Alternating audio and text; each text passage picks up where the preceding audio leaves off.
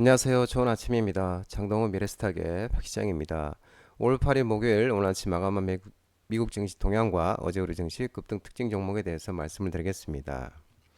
뉴욕 3대 지수는 AI 칩 규제 완화 전망에 상승 마감했습니다. 다우는 0.70% 상승 마감, 나스닥은 0.27% 상승 마감, S&P 500은 0.43% 상승 마감했습니다. 미 연준의 기준금리 동결 가운데 스태그플레이션, 경기 침체 속의 물가 상승, 이 연준의 이 가능성 경고에 투자 심리가 위축됐지만 그러나 장 막판 트럼프 행정부가 AI 인공지능 칩 수출 규제 폐지 소식이 전해지면서 반등 마감했습니다. 연방공개시장위원회 FMC 회의 결과와 제롬 파월 미 연준 의장의 발언에 투심이 출렁거렸습니다.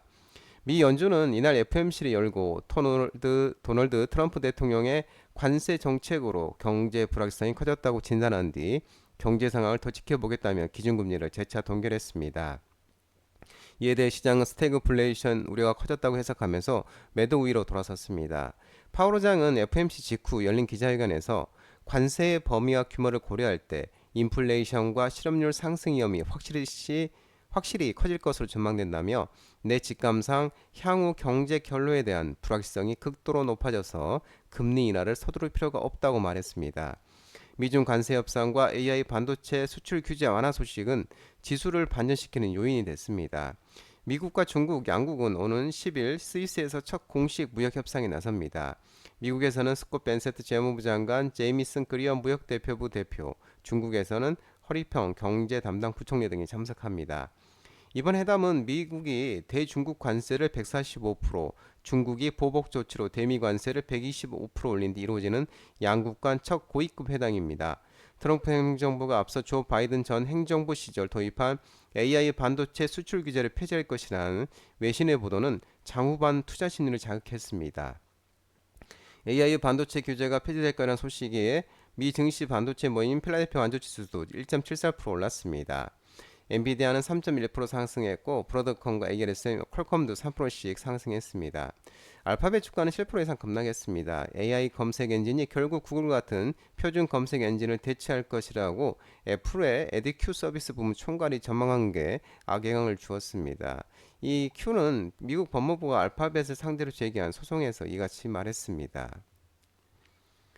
반도체는 트럼프 행정부가 대중 반도체 수출을 철폐하기로 하면서 엔비디아가 3.1% 상승하면서 필라델피아 원터지수도 1.74% 상승하면서 4,386.36포인트로 마감했습니다. 다른 반도체들도 일제 상승하는 모습이었습니다. 전기차는 테슬라만 제하고 일제 하락했습니다. 테슬라는 중국에서 판매가 급감했는데도 0.32% 상승하면서 276.22달러에 마감했습니다.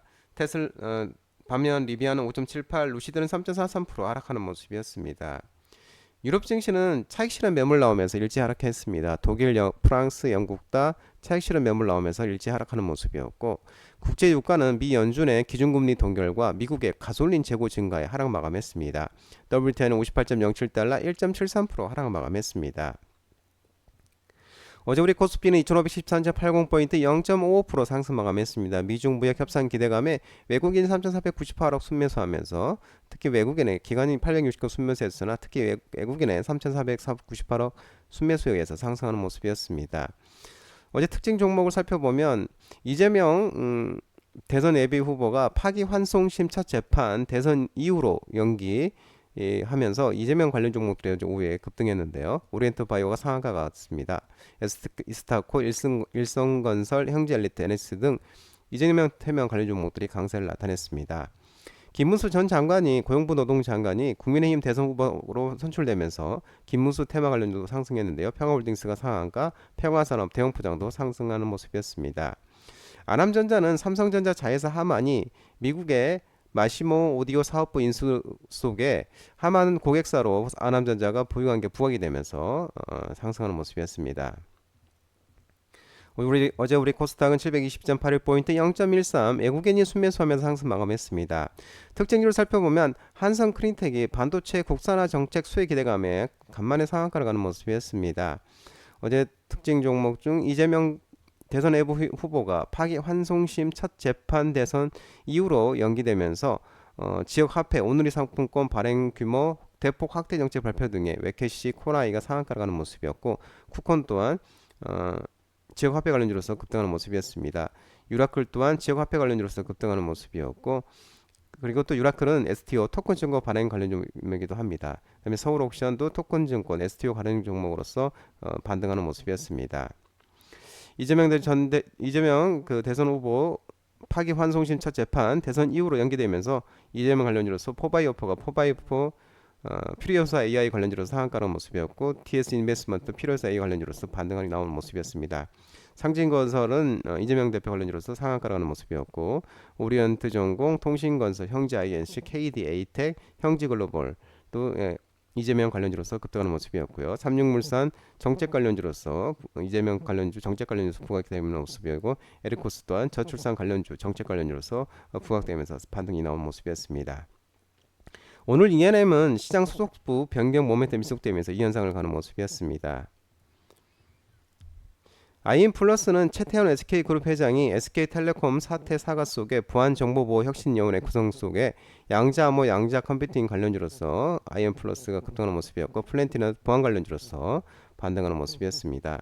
코어라인 소프트는 글로벌 제약사 바이엘과 칼란딕트를 통한 제품 공급 계약 체결 속에 상승하는 모습이었고 웨이비스 대성 하이텍은 인도와 파키스탄의 무력 충돌과 우리나라 4대 방산기업의 수주 잔고가 100조 원 육박 소식이 나오면서 방산주 관련주로서 어제 반등이 나오는 모습이었습니다. 대보 마그네텍은 중국 CATL이 나트륨 이온 배터리 나스트라 공개 소식이 부각되면서 CATL 등 글로벌 배터리 기업의 EMF 공급이 지속적으로 모멘텀이 부각되면서 이날도 전일 상한가에 이날도 급등하는 모습이었습니다. 인벤티지렘은 비만 양약 효과 지속기간 연장 모멘텀으로 지속되면서 역사상 신고가를 달려가는 모습입니다. 바이오솔루션은 카티라이프 바솔 자가 연골유래 연골세포 치료제 무릎 연골 치료제인데요. 카트라이프가 미 이상 임상시험 최종 결과 보고서 수령 소식에 어제 반등이 나온 모습이었습니다. 장동훈 미래스탁 전화번호는 166-3797입니다. 하지만 자본시장법 개정으로 인해 이 번호는 수신 및 착신이 거부되어 있기 때문에 참고만 하시기 바랍니다. 끝으로 장동훈 대표 유튜브 채널 구독과 좋아요 많이 부탁드리고요. 알림 설정도 꼭 해두시기 바랍니다. 유튜브 채널 아래 보면 공유가 있습니다. 공유 소개 링크 많이 부탁드리고요. 오늘 시장도 모두 성투하시고 파이팅 하시기 바랍니다. 감사합니다.